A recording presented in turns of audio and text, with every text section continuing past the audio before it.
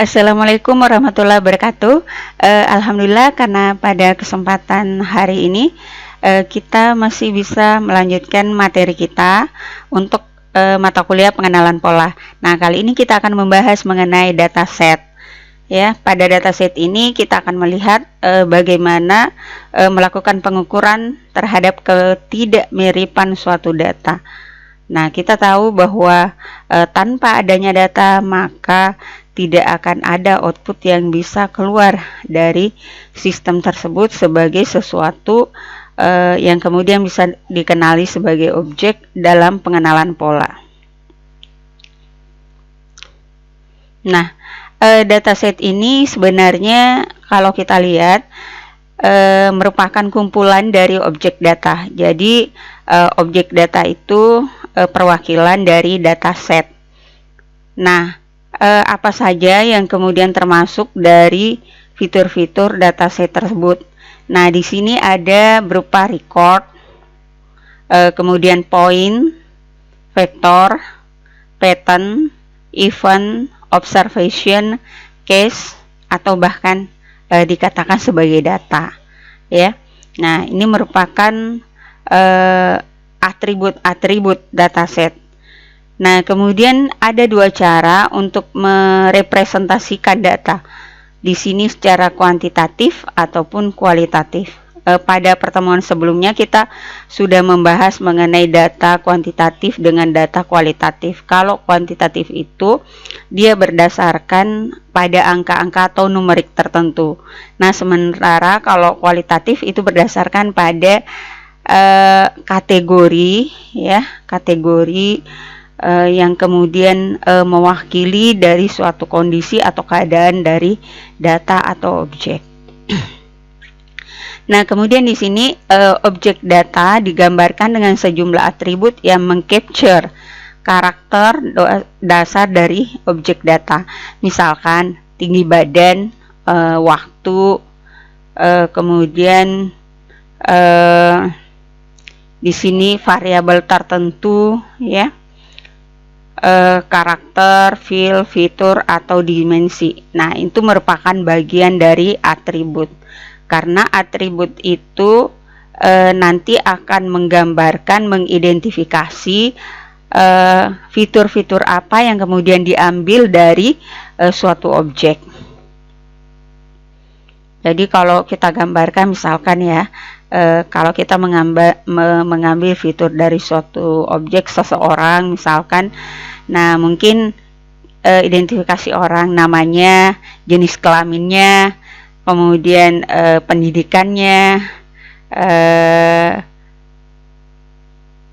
warna kesukaannya, berat badannya, tinggi badannya.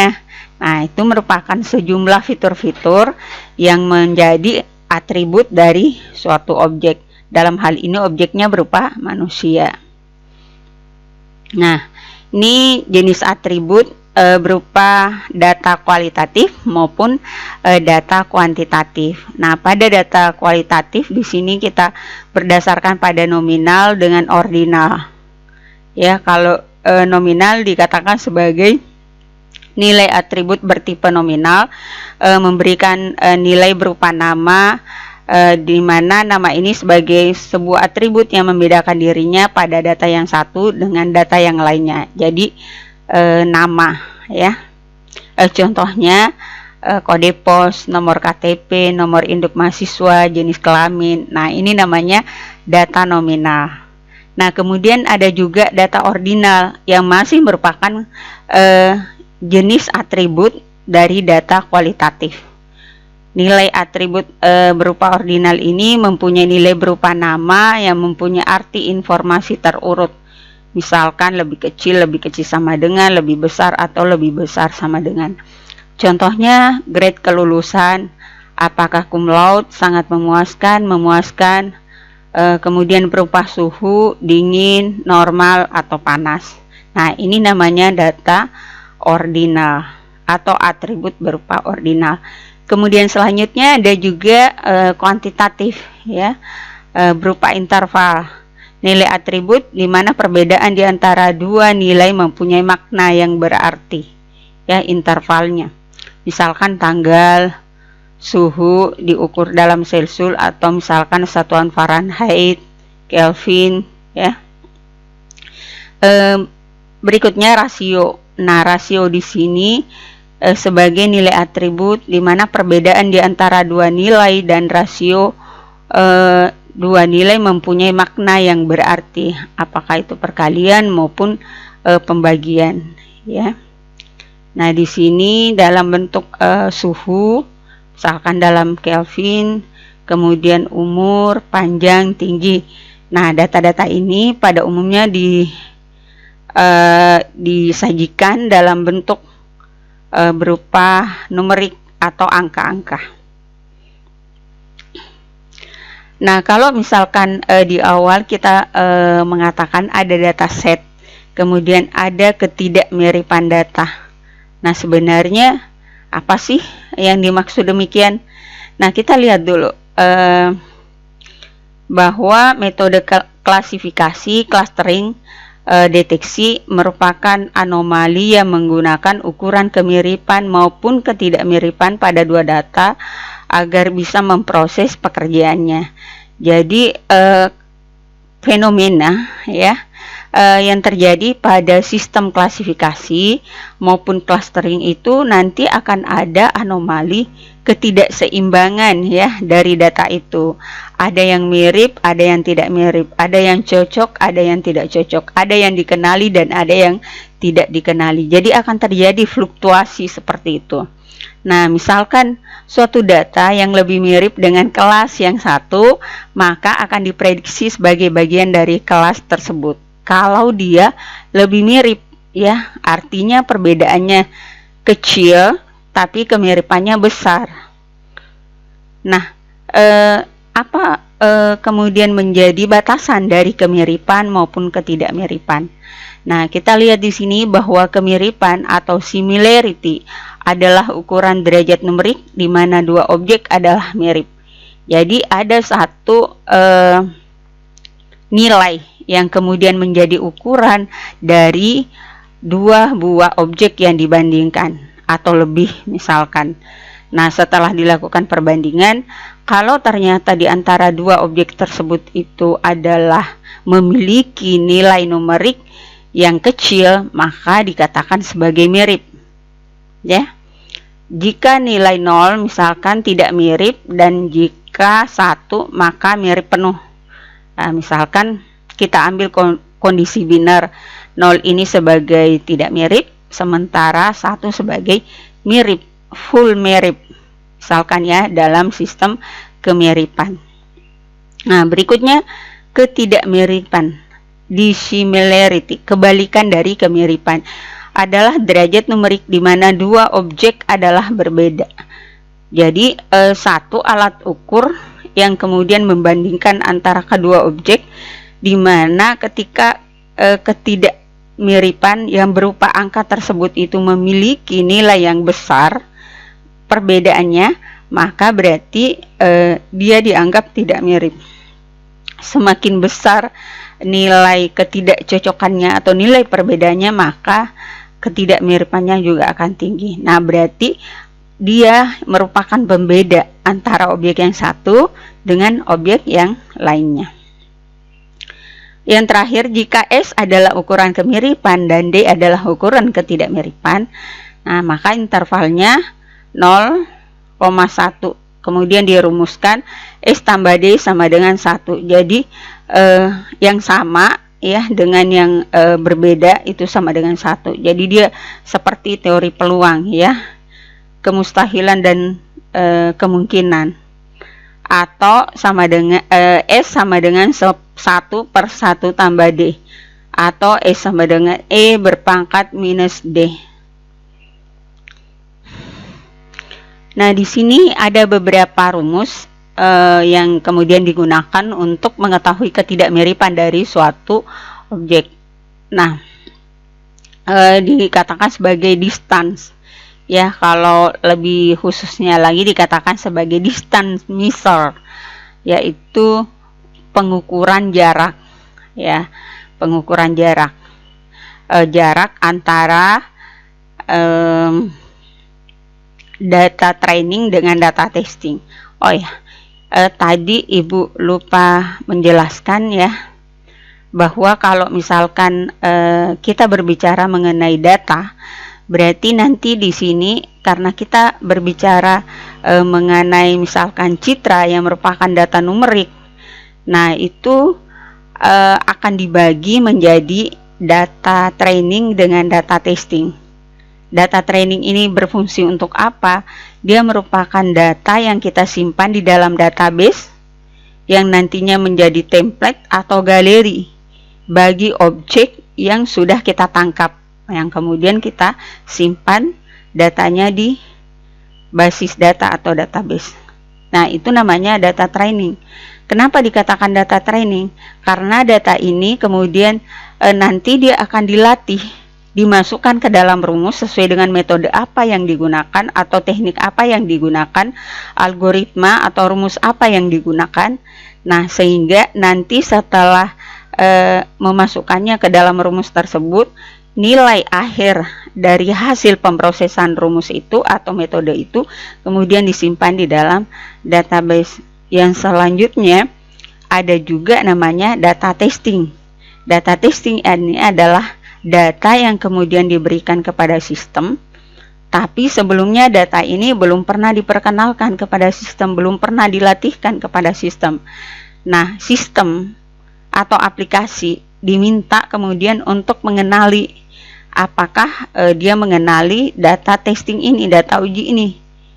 Nah, bagaimana caranya mengenali? Dia kemudian membandingkan antara data testing tersebut dengan data yang ada di dalam template atau yang ada di dalam database. Manakala kemiripannya itu tinggi, berarti dia cocok sesuai dengan kelasnya, kelas klasifikasi atau clusteringnya. Manakala kemudian ketidakmiripannya itu tinggi, nah berarti dia berbeda. Berarti dia berbeda dari sisi klasifikasinya ataupun clusteringnya.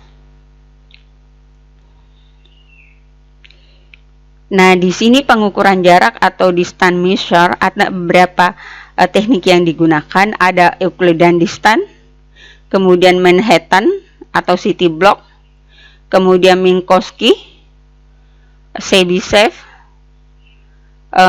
cosinus, Mahalanobis, correlation, dan sebagainya. Nah, ini merupakan distance measure ya, pengukuran jarak untuk mengukur perbedaan ataukah ketidakmiripan antara ya data training dengan data testing. Nah, karena ketidakmiripan ini sangat menentukan pada kelas mana objek tersebut itu akan terklasifikasi atau tercluster, itu bergantung dari nilai dari rumus yang digunakan dengan nilai dari hasil pengukuran jarak tersebut. Nah, jadi semakin kecil nilainya, nah berarti ketidakmiripannya semakin kecil, berarti kesamaannya akan justru besar. Kesamaannya akan besar berarti nilai akurasinya nanti akan semakin tinggi. Nah, sebentar diperlihatkan beberapa hasil ya yang sudah pernah diperoleh di antara beberapa distance measure ini, yang manakah yang kemudian memiliki akurasi yang tinggi, yang kemudian bisa menjadi rekomendasi dalam proses pengenalan pola. Nah, ini contoh salah satu pengukuran dari Euclidean distance. Misalnya kita mau mengukur jarak Euclidean distance antara poin A dengan poin B. Nah, berarti ini poin A adalah X1 Y1, poin B X2 Y2. Nah, setelah itu kita masukkan rumus Euclidean distance, di mana rumusnya itu adalah pangkat 2 di sini ya. X2 kurang X1 pangkat 2 ditambah Y2 kurang Y1 pangkat 2. Jadi kalau misalkan di sini AB, nah berarti 8 kurang 2 pangkat 2 tambah 1 kurang 5 pangkat 2. Nah, diperoleh akar 52 atau mendekati 7,2. Nah, itu satu cara.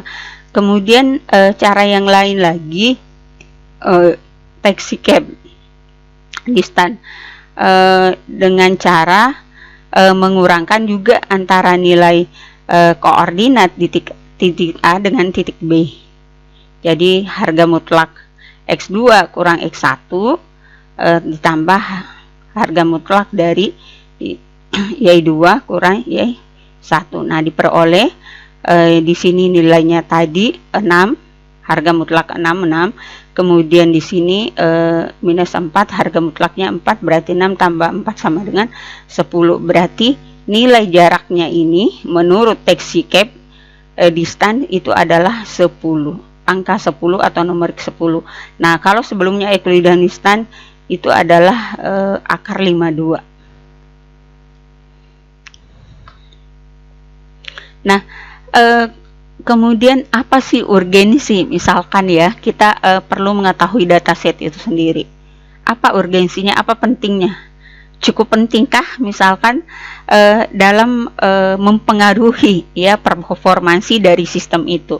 Karena kan ketika misalkan kita menggunakan satu metode, nah kita tidak hanya sekadar asal mencomot ya metode tersebut untuk dimasukkan atau melakukan pengolahan data sesuai dengan data masukan dari data yang kemudian kita sudah peroleh. Tapi bagaimana caranya nanti dengan ya dataset yang kemudian dipilih tersebut itu bisa meningkatkan performansi, bisa meningkatkan kinerja dari sistem, bisa meningkatkan akurasinya maupun kecepatan pengenalannya. Nah, sehingga memang ya bahwa dataset itu merupakan faktor yang penting, faktor yang urgent ya sejak awal yang kemudian harus diproses. Kenapa? Karena pemrosesannya itu nanti ketika tidak diproses dirapikan dari awal itu akan menghasilkan masalah selanjutnya ya. Nah, makanya itu ada namanya tahap pre-processing atau tahap pra-pengolahan. Tahap pra-pengolahan ini tujuannya supaya data-data yang imbalance itu kemudian bisa diseimbangkan. Kemudian ada data-data yang nanti itu kurang diperlukan, atribut yang dianggap kurang diperlukan, ya itu bisa dihilangkan ya sesuai dengan analisis dari kebutuhan data yang akan kita proses. Jadi harus memang kita pintar-pintar kemudian untuk melihat butuh nggak ya saya atribut ini, kalau tidak hilangkan saja, atau saya perlu tidak tambahkan atribut yang lain untuk kemudian mendukung data saya lebih kuat performansinya. Nah, di sini masalah-masalah yang kemudian menjadi alasan kenapa pre-processing ini harus dilakukan ya. Diketahui bahwa jumlah populasi data itu biasanya terlalu besar. Nah, makanya jadi aneh kadang ya kalau di tengah mahasiswa dia mengatakan bahwa Bu, datanya sedikit dan seterusnya. Ya nggak mungkin lah datanya sedikit. Misalkan instansinya itu sudah puluhan tahun ya, tidak mungkin datanya sedikit karena setiap hari selalu ada penambahan data. Misalkan di satu rumah sakit, nah pasti ada selalu pasien. Nah dari pasien tersebut itu akan menyumbang data. Nah kemudian di satu perbankan, nah dari satu perbankan itu banyak menyumbangkan data, ya kan? Atau misalkan di bagian perumahan, nasabah pemohon ya untuk mendapatkan kredit rumah subsidi, pasti banyak yang kemudian data yang terjadi setiap harinya yang bergulir dari per minggu, per bulan, per tahun, kemudian misalkan per 2 tahun, per 4 tahun dan seterusnya. Nah itu datanya itu cukup besar. Nah jadi sangat tidak masuk akal ketika biasanya mahasiswa mengatakan populasinya ini cuma sedikit Bu. Nah berarti ada apa dengan hal itu? Mungkin pihak instansinya itu ogah untuk mengeluarkan datanya. Nah bergantung dari misalkan ya mahasiswa yang meminta data tersebut atau orang yang meminta datanya untuk kepentingan apa dan seterusnya. Nah jadi proses meyakinkannya di situ ya. Nah, lanjut. Kemudian dimensi yang terlalu tinggi. Nah, ukuran data yang terlalu tinggi, yang terlalu besar. Banyaknya fitur yang tidak punya kontribusi besar dan seterusnya. Nah, ini yang saya maksud tadi, bahwa ada beberapa data-data yang sebaiknya data tersebut itu bisa dihilangkan, ya, bisa dipangkas, ya, dipangkas. Tujuan memangkasnya itu untuk merapikan agar nanti lebih cantik, lebih elok. Misalkan biasakan kita memotong bunga, ya. Nah, dengan tujuan merapikannya, kemudian pemandangannya lebih cantik kalau tidak terlalu gondrong. Nah, itu. Demikian juga pada data, ya. Perlu kemudian kita melakukan pemangkasan agar nanti data tersebut bisa lebih balance. Berikutnya adalah pemrosesan awal dataset, diantaranya agregasi, sampling, reduksi dimensi, pemilihan fitur, diskretisasi, binarisasi, maupun transformasi variabel. Nah, ini beberapa tahapan yang berkaitan dengan pengolahan awal dari sebuah data. Nah, kita lihat di sini apa yang dimasukkan dengan agregasi. Pengkombinasian dua atau lebih objek ke dalam sebuah objek tunggal. Jadi mengkombinasikan, ya, menggabungkan. Nah, apa pentingnya? Nah, ini berguna ketika dalam dataset ada sejumlah nilai dalam fitur yang sebenarnya masih dalam satu kelompok. Jika nilai tersebut digabungkan tidak akan menyimpang dari deskripsi pada fitur tersebut. Artinya proses penggabungan itu dilakukan untuk menyederhanakan data tersebut. Nah, sehingga dengan penyederhanaan itu akan lebih mudah dimengerti, akan lebih mudah untuk kemudian kita nanti menarik kesimpulan, ya. Berikutnya agregasi dilakukan dengan cara sum atau jumlah, average rata-rata, min terkecil, atau max terbesar. Nah, ini jenis operasi yang kemudian bisa digunakan dalam rangka mengagregasi suatu data. Ini contoh, misalkan Gresik di sini tanggal 30 Januari 2012, ya, jumlahnya itu 250.000. Nah, anggaplah ini suatu data dengan numerik seperti ini. Gresik juga ada 30 Januari 2012, ya. Nomor IDT-nya yang kemudian berbeda, tapi tanggalnya sama, jumlahnya totalnya itu berbeda. Kemudian Surabaya, tanggalnya juga sama, yang berbeda itu adalah totalnya 500.000 dengan 450.000.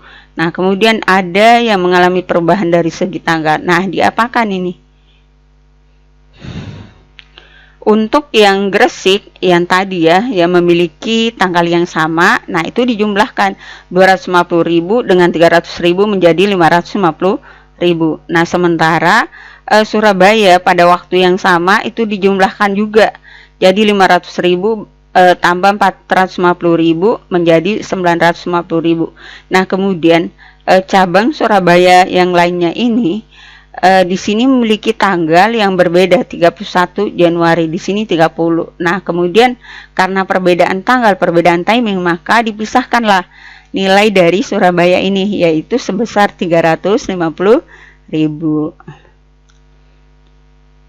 Berikutnya adalah sampling. Nah, sampling sebagai pendekatan yang digunakan untuk pemilihan bagian atau subset dari objek data secara keseluruhan yang akan dianalisis. Jadi intinya kita mengambil hanya sebagian, ya, dari sejumlah populasi data yang ada untuk menjadi perwakilan data itu. Ya, misalkan kalau dilihat, ya, secara visual mudah kita bahasakan. Misalkan kita mau melihat bagaimana sistem sampling atau perwakilan rakyat, misalkan, ya, perwakilan rakyat, jumlah perwakilan rakyat dengan jumlah penduduk Indonesia secara keseluruhan itu kan perbandingannya itu sangat jauh berbeda. ya. Kalau jumlah masyarakat Indonesia itu 250 juta misalkan, nah jumlah anggota dewan ya mungkin 1000-an ya, seperti itu. Nah, sehingga itu direpresentasikan saja, disampling saja. Siapa yang kemudian menjadi anggota dewan itu melalui proses sampling. Ataukah kalau kita berbicara kuesioner, ketika kita melakukan atau membagikan kuesioner, nah biasanya sejumlah populasi itu tidak semuanya kita bagikan kuesioner, cukup mengambil sebagian saja. Nah, kenapa? Karena dengan sebagian itu pun sudah akan memberikan gambaran bahwa inilah pendapat sebagian dari mahasiswa misalkan yang merasa bagaimana pendapatnya tentang sistem pembelajaran daring, macam-macam pendapat yang muncul. Nah, dari satu kelas misalkan kita hanya mengambil 10 sampai 20 orang dari jumlah satu kelas itu misalkan 40 orang. Ya, jadi kita hanya mengambilnya sekitar 25% ataukah 50%. Nah, berikutnya kunci utama adalah bahwa sampel data akan bekerja hampir sama dengan seluruh data jika sampel tersebut mampu mewakili seluruh data. Nah, jadi ini adalah prasyarat yang harus dimiliki oleh data sampel. Maksudnya data sampel itu kemudian menjadi perwakilan data keseluruhan. Nah, jadi misalkan kita mau mengambil bagaimana pendapat mahasiswa ya sekitar pembelajaran daring. Nah, berapa jumlah mahasiswa? Misalkan ada sekitar 1000. Nah, mungkin dari 1000 itu kita ambil 500 orang kah, ataukah misalkan sekitar 250 orang yang kita ambil sebagai sampelnya. Nah, kemudian sampel disebut representatif jika diperkirakan mempunyai sifat yang sama dengan seluruh data, biasanya diukur dengan rata-rata pada sampel dan data asli. Jadi ini tadi ya, jadi mengambil sampel itu nantinya pengukurannya atau variabelnya ya, alat ukurnya itu berupa mean atau rata-rata. Nah, dari rata-rata itu kita kemudian bisa melihat ya, menganalisis bagaimana kecenderungan data yang kita ambil. Apakah memang sudah mewakili data keseluruhan itu, ataukah masih ada sampel yang diperlukan untuk melengkapi data tersebut. Di sini kita lihat ada 9.000 data. Kemudian misalkan yang kita ambil hanya 7.000 data, kemudian berikutnya lagi kita perkecil menjadi 4.000 data. Nah, ini artinya dimensinya semakin dikurangi. Kalau di sini 9.000, 7.000, 4.000. Nah, karena dianggap tanpa mengambil data keseluruhan pun kita sudah bisa memiliki gambaran mengenai kondisi dari apa yang kita amati atau apa yang kita ingin analisis dari data tersebut. Nah, kemudian diperkecil lagi menjadi 2.000 data. Wah, semakin simpel banget ya dari samplingnya. Berikutnya adalah binarisasi. Nah, ini adalah transformasi data dari tipe kontinu dan diskrit ke atribut biner. Nah, jadi di sini ada nilai kategori. Nilai kategori itu rusak, jelek, sedang, bagus, sempurna. Nah, ini adalah kondisi ya, nilai status ya, status dari apa yang sedang diteliti misalkan. Nah, di sini nilai integernya kalau diberikan nilai numerik, karena ini penting, karena nilai inilah yang kemudian nanti dimasukkan ke dalam rumus. Dari rumus tersebut akan diketahui outputnya seperti apa, hasilnya seperti apa. Nah, itu yang dibandingkan ya, nilai integernya 0, 1, 2, 3, 4, 5, kemudian nilai binarnya itu ya, nilai binarnya dari 000 sampai 100.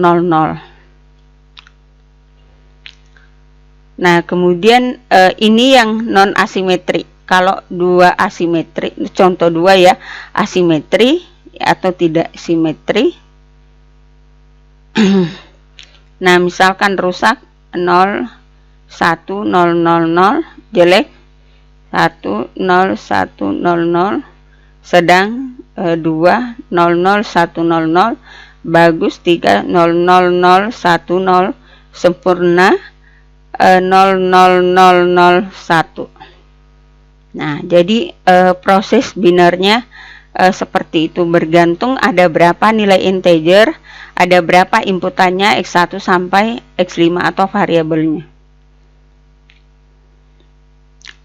Nah, di sini Ibu perlihatkan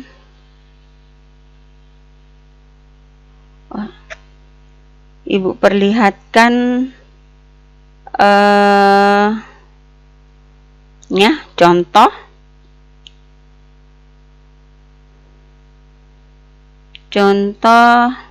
dari penggunaan dataset.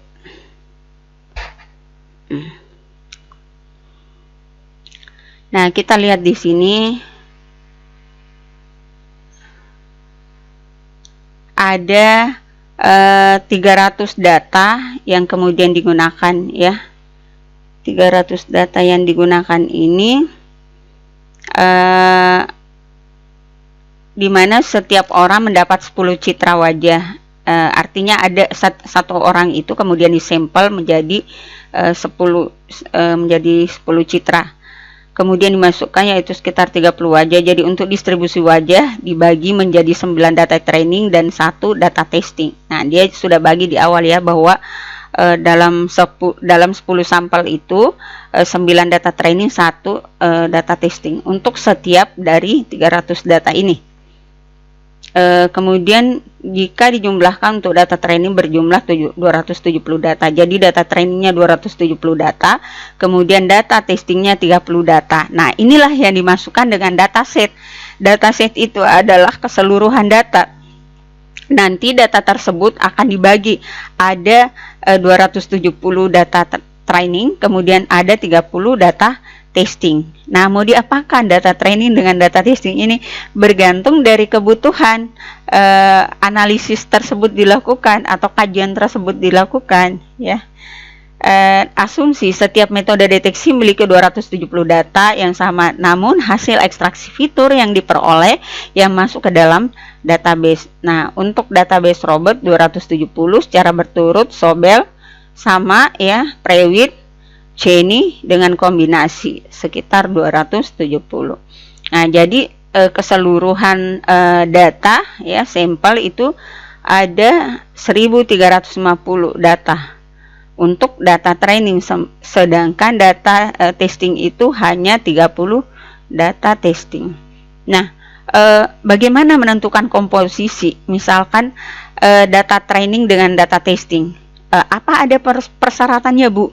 Data trainingnya misalkan kita sekitar berapa persen, kemudian data testingnya berapa persen. Nah, sebenarnya kalau berdasarkan pengalaman dari apa yang sudah dikerjakan oleh orang sebelumnya dalam proses misalkan data mining atau pengenalan pola, nah biasanya data training itu adalah 50%. Nah, data testing itu misalkan 50% juga. Nah, tapi itu masih belum terlalu akurat. Yang paling bagus itu adalah ketika data training itu besar, ya, besar. Untuk data trainingnya itu besar. Jadi semakin banyak data training yang kita ambil, maka sistemnya itu akan semakin paham, semakin banyak pembanding yang bisa dibandingkan antara satu dengan yang lainnya. Sehingga ketika misalkan dia memutuskan nantinya untuk mengenali pola tersebut, nah berarti semakin banyak pembandingnya, semakin banyak juga pembedanya. Semakin banyak pembedanya berarti dia semakin bisa untuk membedakan antara yang satu dengan yang lainnya. Jadi dia tidak sembarangan mengatakan ini sama padahal berbeda, atau ini berbeda padahal sama, ya. Tuh. Nah, ini contoh deteksi tepi yang awalnya itu ya, gambarnya ini misalkan dalam bentuk piksel-piksel. Di sini divisualisasikan saja dalam bentuk 5x5 ya, 5x5 setelah dibagi ya. Ini kondisinya pada piksel pertama dia memiliki R 116, G 107, kemudian B 102. RGB ini merupakan red green blue ya, red green blue kalau masih dalam bentuk citra true color ya, true color. Nah, kemudian ini Jadi piksel ini dibagi atas 5 piksel ya pada bagian width-nya, length-nya ya. Sorry, width-nya, tingginya, kemudian bagian length-nya itu juga 5. Jadi sama, dimensinya adalah 5 kali 5. Nah, kemudian citra atau true color ini diubah menjadi citra grayscale. Nah, citra grayscale gimana caranya? Nah, kita bisa lihat citra yang pertama. Bagaimana caranya kita mengubah antara citra true color ini menjadi citra grayscale? Nah, di sini kita lihat bahwa R-nya 116, G-nya 107, B-nya 102. Ini dijumlahkan semuanya. Nah, ini 13, 5, kemudian 25, jadi 325. 325 bagi 3, nah, sekitar ini 108. Nah, jadi setelah ini dibagi nanti itu kan nilainya menjadi lebih kecil. Nah, lebih kecilnya itu dia sudah berada pada kondisi grayscale ya. Karena memang true color itu, kalau true color itu 8 kali 2 pangkat 8 kali 2 pangkat 8 kali 2 pangkat 8 atau 256 kali 256 kali 256. Kalau ini 256 saja, jadi levelnya itu dari 0 sampai 255. Jadi di sini skala keabuannya nilainya 108. Kalau yang gelap-gelap nilainya menjadi lebih kecil 61. Kalau yang terang-terang nilainya juga tinggi 233. Jadi semakin gelap semakin mendekati 0, berarti angkanya semakin 0 berarti angkanya rendah. Semakin terang semakin mendekati cahaya, semakin kemudian nilainya tinggi. Kemudian berikutnya di sini ada deteksi tepi. Ini contoh ya dari dataset. Jadi ada sejumlah dataset. Nah, dataset ini bisa diambil dari internet misalkan. Jadi kita tidak perlu misalkan mencari sendiri, mengumpulkan sendiri misalkan datanya dari satu instansi tertentu ya, ataukah kantor tertentu. Nah, tapi sudah ada yang bisa kita akses misalkan melalui internet. Nah, coba saja cari dataset misalkan untuk apa, citra, dataset untuk harga-harga, dataset untuk cuaca. Nah, itu ada disediakan secara open source di internet. Nah, ini ada sejumlah dataset. Nah, setelah dilakukan pemrosesan terhadap dataset ini ya, dataset ini.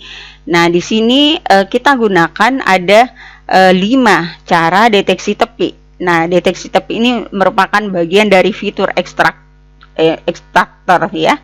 Jadi pengekstrak fitur ya, penciri. Nah, apa yang masuk pengekstrak fitur ya? Lihatlah sendiri bagaimana. Kalau Robert seperti ini gambarnya, private, Sobel, Kenny, kombinasi. Nah, di sini ada 5 metode yang digunakan dan kemudian dataset yang sudah ada itu kita masukkan ya ke dalam rumus dari metodenya masing-masing sesuai algoritmanya. Nah, ini output dari fitur ekstrak tersebut ya. Jadi sudah diekstrak, hanya beberapa bagian penting saja yang kemudian diambil dan inilah hasilnya. Nah, di sini ada Robert, Prewitt, Sobel dengan Kenny. Kombinasi ini adalah sebagai kombinasi ya, dengan cara menjumlahkan hasil dari Robert, Prewitt, Sobel dengan Kenny. Dan ini hasilnya. Nah, kalian kalau secara visual lebih kentara mana muka manusia? Apakah ini atau ini? Nah, yang mana? Kalau secara visual. Nah, kalau misalkan yang agak-agak kentara itu ya ini ya. Nah, dengan ini. Nah, ini masih kentara, kelihatan tepi-tepi batasnya, hanya kadang tepi batasnya itu terlalu kuat ya satu sama lainnya sehingga hampir tidak bisa dibedakan batasnya hidung, batasnya bibir, batasnya mata, batasnya dahi ya. Nah, kalau ini agak kentara, hanya saja memang titik-titiknya itu masih dalam skala kayak sketsa ya. Nah, itu kita lihat. Jadi kesimpulannya misalkan ini yang jelas ya secara visual Sobel dengan kombinasi. Nah, untuk membuktikan ini berarti kita harus melihat nanti hasil akurasinya apakah betul demikian kalau secara visual ya.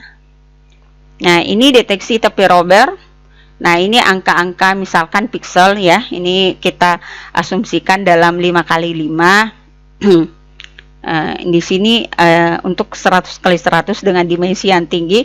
Karena kalau misalkan kita mengambil dimensi yang tinggi, berarti pengenalannya juga tinggi. Karena pengenalan itu dipengaruhi oleh tingkat resolusi dari objek yang kita ambil. Nah, sementara kalau 5x5 ini sebagai perwakilan, begitu ya. Perwakilan dari suatu objek untuk memudahkan kita menganalisis secara manual ya. Bagaimana sih? Nah, ini kan tadi dikatakan ya bahwa ini adalah nomor-nomor pixel nilai value dari nilai pixel dari citra tersebut. Nah, kemudian ini dilakukan proses konvolusi dengan operator atau kernel dari Robert. Nah, kernelnya itu secara horizontal ada 10, 0, 1. Ini dikonvolusi 108 dikali 1 ditambah 108 kali 0 ditambah 108 kali 0 tambah 108 dikali min 1 dan seterusnya. Pindah lagi ke pixel yang ada di baris pertama, kemudian kolom yang kedua, dan seterusnya.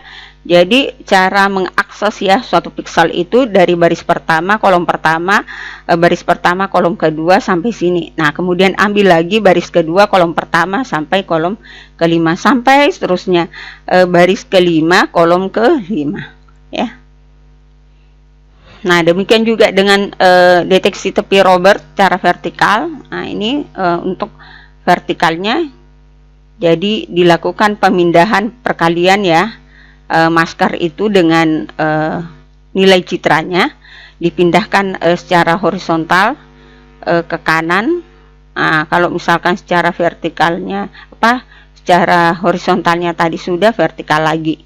Nah, demikian juga dengan deteksi tepi Sobel secara horizontal dulu, baru kemudian secara vertikal.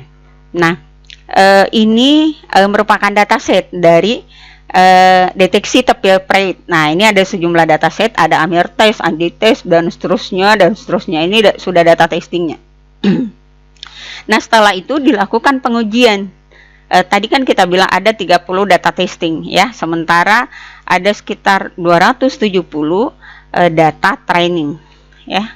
Nah, setelah dilakukan, nilai jaraknya itu dengan menggunakan rumus Euclidean nilainya 2743,33, Canberra 4271,25, Mahalanobis 2740,99.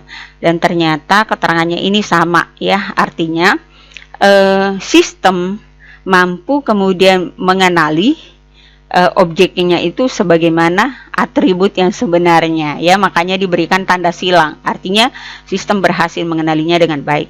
Nah, kemudian di sini ada tanda kali atau tanda silang, ini artinya sistem kemudian tidak bisa mengenali. Nah, tapi pada Canberra bisa dikenali. Nah, bisa dibandingkan ya, Canberra, perolehannya Canberra ini rata-rata yang pada tampilan ini semuanya bisa dikenali oleh Canberra ya. Sementara kalau Euclideanistan berapa salahnya? 1, 2, 3, 4, ada 4 yang salah. Sementara Mahalanobis 1, 2, 3, 4, ada 4 yang salah. Nah, demikian juga deteksi tepi Sobel.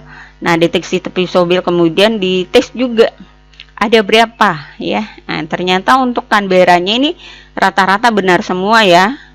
Sini 1, 2, 3, 4 ya, kurang lebih. Kemudian deteksi Cheney. Nah, deteksi Cheney ini banyak ini yang salah ya, banyak.